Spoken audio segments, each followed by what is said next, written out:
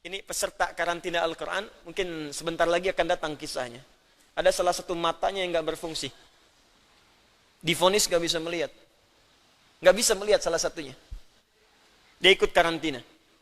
Dia baca Quran dengan tulus. Dia berdoa kepada Allah.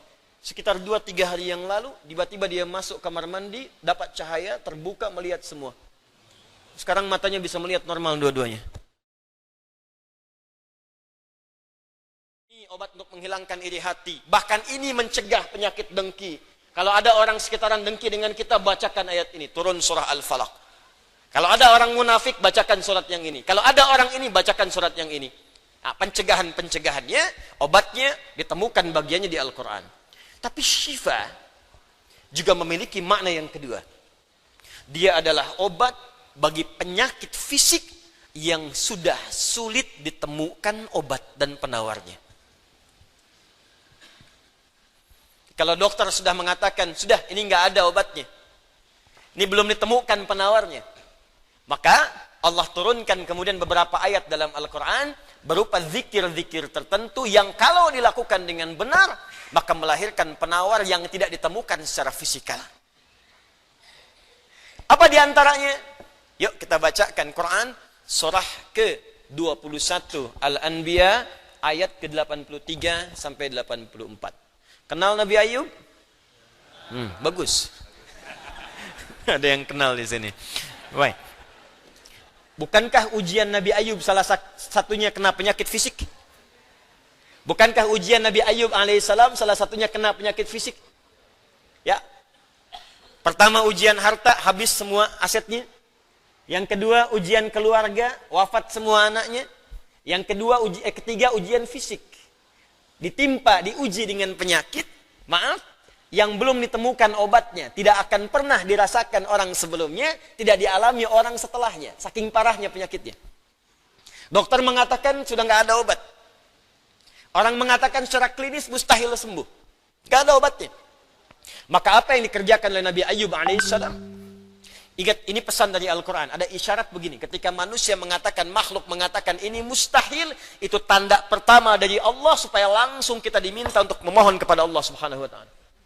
Jadi kalau ada orang mengatakan ini nggak bisa, itu langsung tanda langsung dari Allah supaya tinggalkan pendapat makhluk, minta kepada Khalik. Itu poinnya. Makanya seringkali ujian penyakit itu diantaranya mendorong kita untuk mendekat kepada Allah. Jadi kalau Anda diberikan penyakit sampai parah, nggak menyebut nama Allah juga, perlu dikasih apa lagi supaya ingat sama Allah? Jadi kalau diberikan yang paling parah, nggak sempat menyebut nama Allah juga, Anda perlu dikasih apa lagi? Karena itu seringkali ujian itu, kata Nabi, jika Allah mencintai seorang hamba, diberikan ujian supaya dekat dengan Allah. Innallaha idza ahabba 'abdan ibtala. Allah itu kalau sudah cinta dengan seorang hamba, diberikan ujian supaya ingat, nyebut.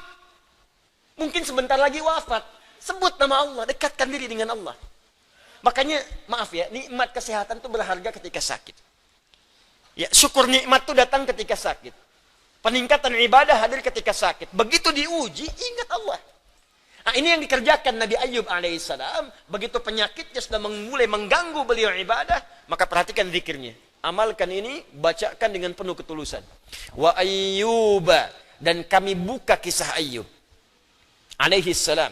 Idnada rabbahu anni massani yadurru wa anta arhamur rahimin. Ini zikirnya.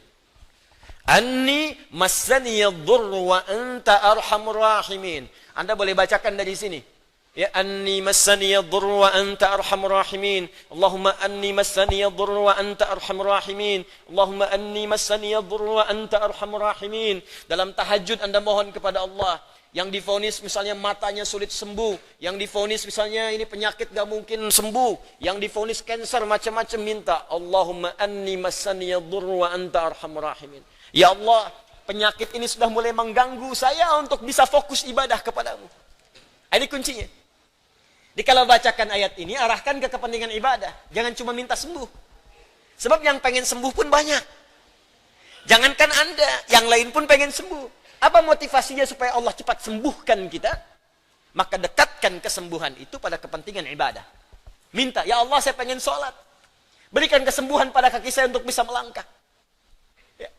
Ini peserta karantina Al-Quran, mungkin sebentar lagi akan datang kisahnya. Ada salah satu matanya yang nggak berfungsi. Divonis nggak bisa melihat. Nggak bisa melihat salah satunya. Dia ikut karantina. Dia baca Quran dengan tulus. Dia berdoa kepada Allah. Sekitar 2-3 hari yang lalu, tiba-tiba dia masuk kamar mandi, dapat cahaya, terbuka, melihat semua.